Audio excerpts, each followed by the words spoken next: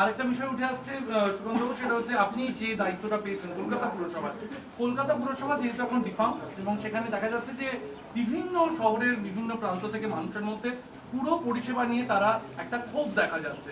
কোথাও রাস্তা খারাপ, কোথাও নিকাশি ঠিকঠাক হয় না, কোথাও সাফাই কর্মী কাজ করছে না, কারণ এলাকায় কোনো কাউন্সিলর নেই। এই যে একটা ভোটের আগে এরকম একটা ডিফার্ম এবং পরিষেবায় ঘাটতির অভিযোগ, সেটা আপনারা দলের পক্ষ থেকে সামাল দেবেন কি করে? এবং একটা একটু করে দেখছি তার সঙ্গে পুজোও আছে সামনে, যেটা খুব ইম্পর্টেন্ট। দেখুন, এখন সেখানে একজন আমলা দায়িত্ব প্রাপ্ত আছেন, তো স্বাভাবিকভাবে তাকে এই সমস্ত কিছু দেখতে হবে। এবং আমরা আমাদের নিচু স্তরের যারা নেতৃত্ব আছে তাদেরকে বলেছি যে ডে টু ডে যে সমস্যাগুলো, সেই সমস্যাগুলো উপযুক্ত জায়গায় পৌঁছে দেয়া, যাতে করে আমরা সাধারণ মানুষকে যতটা কম ভোগান্তির মধ্যে দিয়ে আমরা নিয়ে যেতে চাই। কারণ এই মুহূর্তে যতক্ষণ না পর্যন্ত নির্বাচিত মেয়র এবং তার অন্যান্যরা, মেয়র পরিষদরা থেকে শুরু করে বড় চেয়ারম্যান থেকে শুরু করে তারা দায়িত্ব পাচ্ছেন, ততক্ষণ পর্যন্ত একটু ধৈর্য ধরতে হবে সবাইকে।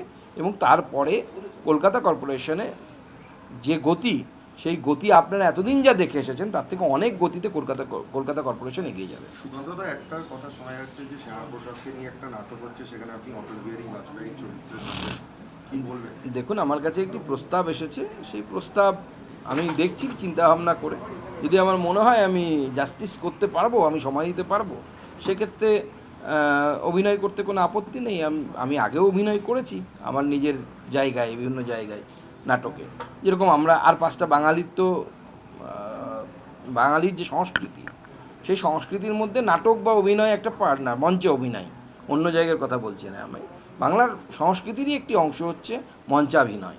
তো স্বাভাবিকভাবে আর 5টা বাঙালির মতো আমিও করেছি আগে। তো এবার আমার কাছে একটি প্রস্তাব এসেছে, আমি পড়ছি এখন। যদি মনে হয় আমার যে সেটা আমি উপযুক্ত বা আমি জাস্টিস করতে পারবো এই রোলের সাথে, তাহলে অবশ্যই চিন্তা ভাবনা করবো। একটা প্রশ্ন উঠছে যে কেন্দ্রীয় প্রতিমন্ত্রী সুকান্ত মজুমদার বঙ্গবিজেপির অন্যতম প্রথম সারির নেতা, বালুরঘাটের সাংসদ, এবং তার সঙ্গে আপনার অভিনয়ের সময় দিতে কোনো সমস্যা হবে না? না, সেটাই আমি বলছি। তো আমি যদি জাস্টিস করতে পারি, অর্থাৎ সময় দিতে পারি, তবেই করবো, নচেত করবো না। কেন করবো?